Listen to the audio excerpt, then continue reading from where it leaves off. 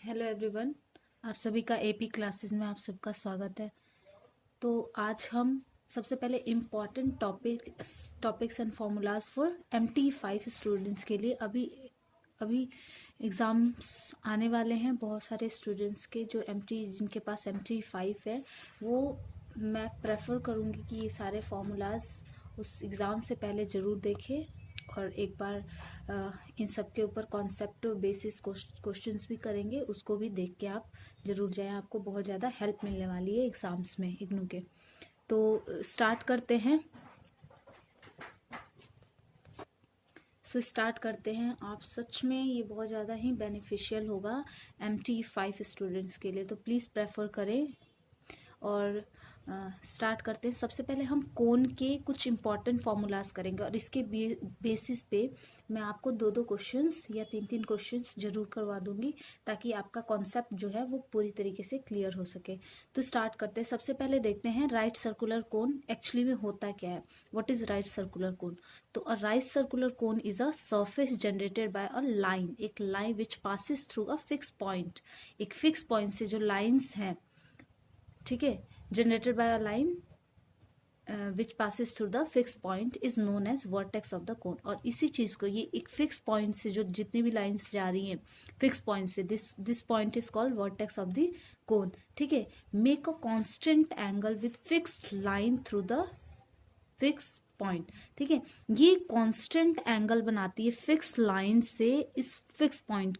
ठीक है, I hope कि आपको समझ आ गया होगा कि दिस इज, देखो X Y plane, X Y तो कुछ है ही नहीं, तो हमारे पास जेड एक्सिस पे कौन है, तो जेड इज इक्वल टू हमने के कंसीडर किया है। ओके, और this is the R, radius of the cone. ठीक है, इस तरीके से सबसे पहले वर्टेक्स को हम अल्फा बीटा एंड गामा से भी डिनोट कर सकते हैं। अभी वर्टेक्स क्या है, ओरिजिन पे है, तो 0 0 0 हम लिए हैं। ठीक है, इस तरीके से स्टार्ट करते हैं। वर्टेक्स क्या होता है, 0 0 0 है यहाँ वर्टेक्स।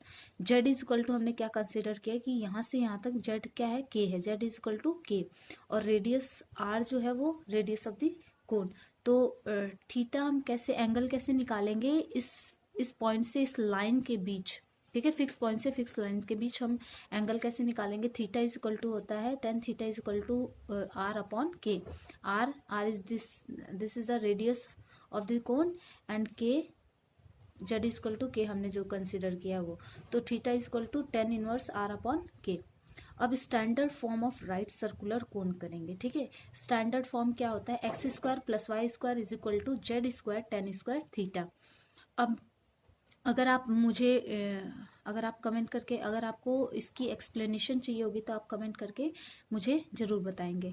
ठीक है, नेक्स्ट क्या है, एंगल बिटवीन टू लाइंस। और दो लाइंस के बीच का एंगल कैसे निकालते हैं, तो cos theta is equal to होता है L1 L2 plus M1 M2 plus N1 N2। इस तरीके से हम एंगल, दो लाइंस के बीच का एंगल हम फाइंड आउट करते हैं। ओके, नेक्स्ट क्या है, the equation of a cone whose base curve is a conic. ठीक है, आपको ये क्वेश्चन में भी एक क्वेश्चन एक तरह का आता है कि इक्वेशन ऑफ कोन आपको निकालने के लिए दे दिया जाएगा, बोला जाएगा, फाइंड आउट करना होगा, और बेस कर्व आपको कोनिक का दिया होगा और वर्टेक्स भी दिया होगा। ठीक है, तो सबसे पहले हम किस तरीके से निकालेंगे, पहले इसको समझ लेते हैं एक बार, उसके बाद मैं बताऊंगी आपको कि इस तरीके से इसको फाइंड आउट करते हैं। तो the equation of cone whose base curve is a conic and whose vertex is 0 0 0 is a homogeneous equation of 2 degree 2 in 3 variables. अब डिग्री 2 इन 3 वेरिएबल्स का क्या मतलब होता है वो मैं आपको अभी बताऊंगी। उससे पहले हम देखते हैं कि जनरल इक्वेशन ऑफ कोन क्या होता है एक्चुअली में। तो जनरल इक्वेशन ऑफ कोन का फॉर्मूला होता है ax square plus by square plus cz square plus 2hxy plus 2gxz plus 2fzx is equal to 0। This is the general equation of the cone. ठीक है, इसी तरीके से हम अब इसमें हम हाँ, मेरे को बताना था कि डिग्री 2 इन 3 वेरिएबल्स होता है क्या है, तो समझिए। देखिए, इसका पावर क्या है, 2 2 2। अगर हम x का पावर यहाँ 1 और y का भी 1, तो ये भी डिग्री 2 ही है, इसकी भी डिग्री 2 है, इसकी भी ऐसे ही 1 1, z की x की भी पावर 1, z की भी 1, इसी तरीके से y और z 1 1 करेंगे तो एक तरीके से सबकी डिग्री कितनी आएगी, 2 आएगी। और 3 वेरिएबल्स का क्या मतलब है कि हमारे पास एक वेरिएबल x है, y है एंड z है। ठीक है, तो आई होप आपको समझ में आ गया होगा कि डिग्री 2 इन 3 वेरिएबल्स का क्या मतलब है, इस तरीके से।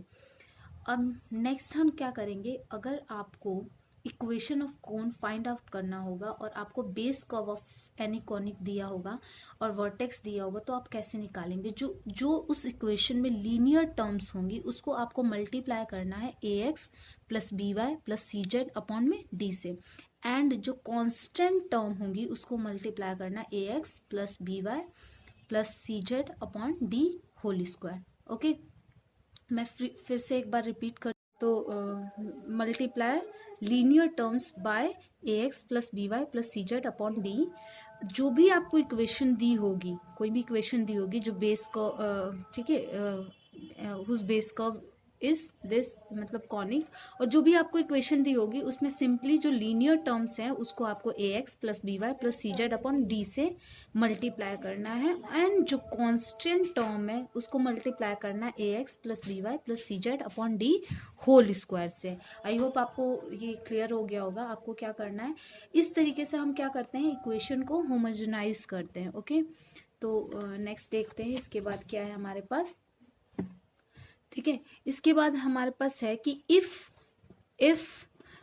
0 0 0 be the vertex of the cone with base curve in the plane. आपको प्लेन की इक्वेशन दी होगी, ठीक है, डी आप इज नॉट इक्वल टू 0 होना चाहिए। We have to homogenize the equation as, जैसे कि मैंने पहले भी कहा था कि हमें क्या करना होता है कि जो भी इक्वेशन दी होगी उसको क्या करना होता है, होमोजेनाइज करना होता है।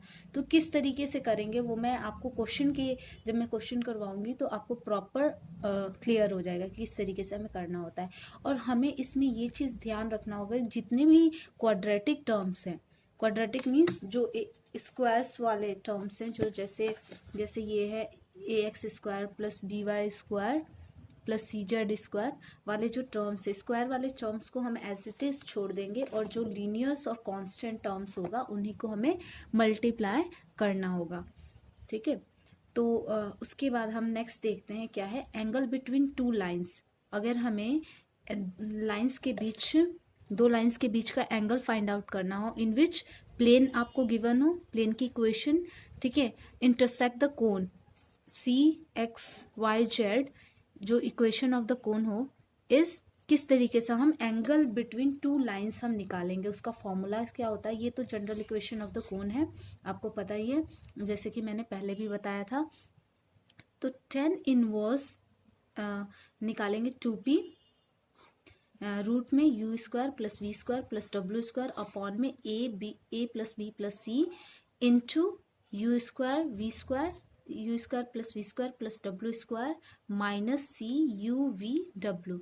इस तरीके से ये फॉर्मूला होता है। अच्छा, इसमें यहाँ P लिखा हुआ है, तो ये यू वी डब्ल्यू जो है वो आपको इक्वेशन से ही मिल जाएगी, और ए बी सी डी भी इक्वेशन से, ए बी सी भी इक्वेशन से हमें मिल जाएगी। जो एक्स ए क्या होगा, एक्स स्क्वायर का कॉफिशिएंट, बी क्या होगा, वाई स्क्वायर का कॉफिशिएंट, एंड सी क्या होगा, जेड स्क्वायर का कॉफिशिएंट। और एफ जी एच जो होगा वो इसमें इसकी ज़रूरत नहीं है खैर एफ जी एच की, पर होगी जो हम डिटर्मिनेंट जब हम निकालेंगे, जब पी स्क्वायर निकालेंगे तो एफ जी एच की भी ज़रूरत होगी। तो हम पहले ही हम इक्वेशन से एफ जी एच भी निकाल सकते हैं। मैं क्वेश्चंस करवाऊंगी तो आपको बताऊंगी किस तरीके से। ठीक है, तो अब हम देखेंगे P square is equal to क्या होता है, डिटर्मिनेंट ए। अच्छा, इसको याद कैसे करेंगे, ये भी क्वेश्चन आता है, तो याद करना बहुत ही ईजी है।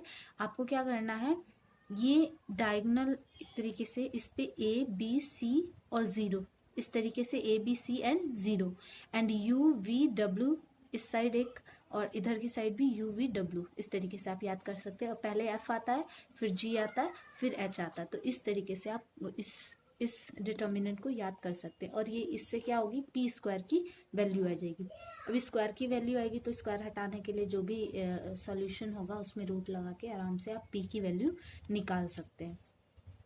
अच्छा, मोस्ट इम्पॉर्टेंट थिंग क्या है, नोट एक याद रखिएगा कि अगर आपका जो सी यू वी डब्ल्यू है, ठीक है, और इक्वल हो जाए इसके पूरे इस चीज़ के इक्वल हो जाए, तो क्या होगा कि जब अगर ये दोनों ही चीज़ इक्वल आ जाए तो ये क्या हो जाएगा, नीचे वाला टर्म तो क्या हो जाएगा, ज़ीरो हो जाएगा, और tan इनवर्स ये पूरा ही ज़ीरो हो जाएगा। तो थीटा की वैल्यू क्या आ जाएगी, 90 डिग्री। आपको पता है इन्फिनिटी जो होता है वो 90 डिग्री पे ही होता है, tan इन्फिनिटी।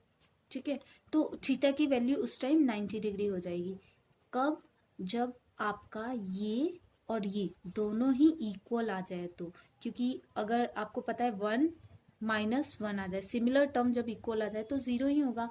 अगर नीचे वाली चीज़ ज़ीरो हो जाती है तो उसमें थीटा की वैल्यू क्या आ जाएगी, थीटा की वैल्यू क्या होगी, 90 डिग्री। ओके, अब नेक्स्ट देखते हैं। नेक्स्ट हम देखेंगे कि रेसिप्रोकल ऑफ कोण बहुत ज़्यादा इम्पॉर्टेंट है एग्जाम्स में। मैक्सिमम टाइम्स इसके ऊपर क्वेश्चंस आ चुके हैं। तो मैं चाहूँगी कि जो MT5 के स्टूडेंट्स हैं वो ज़रूर इस वीडियो को देख के एग्ज़ाम देने जाएं, बिकॉज ये बहुत ज़्यादा इम्पॉर्टेंट है।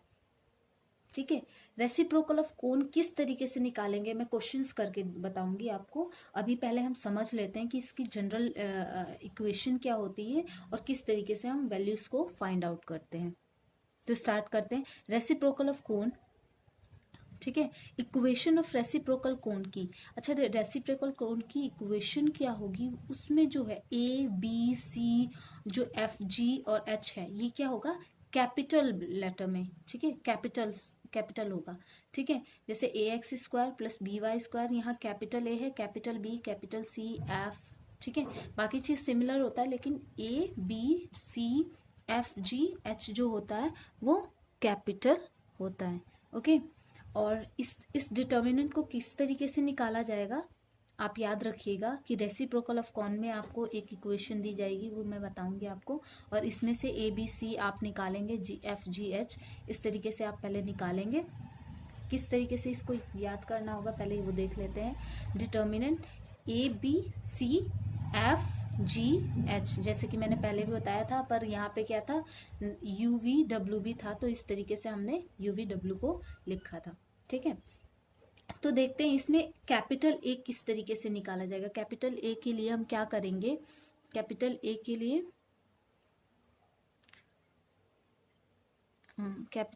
लिए जैसे BC - F²। हाँ, तो एक का क्या होता है, BC - F²। अच्छा, इसको निकालने का एक तरीका भी है, किस तरीके से आप निकाल सकते हैं। जैसे जहाँ पे भी A लिखा है, यहाँ लिखा है, तो आपको ये चीज़ और ये चीज़ सामने वाली, ये दोनों को क्या कर देना, ढक देना है। इस तरीके से आप निकाल सकते हो। ये चीज़ ऐसे करोगे तो BC - F² इस तरीके से आ गया।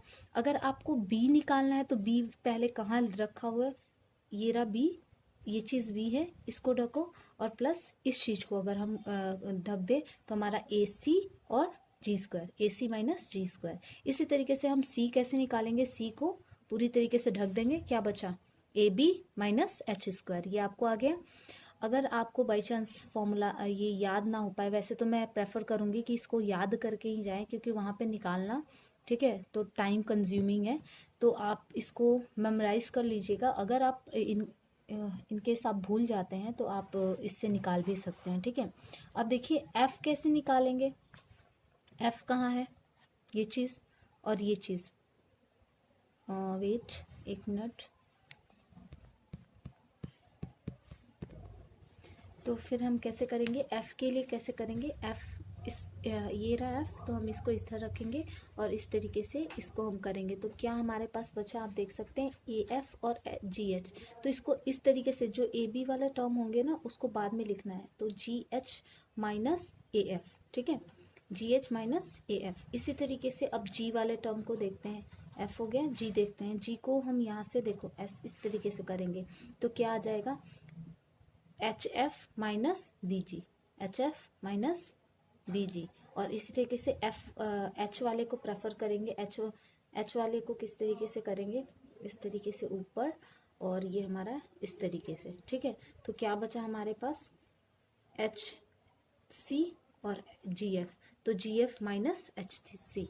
इसको ABC वाला जो टर्म है ना, ABC बाद में लिखना है, सेकेंड F के बाद वाले टर्म्स में। ठीक है, तो इस तरीके से हमारा ये ABCFGH निकल जाएगा।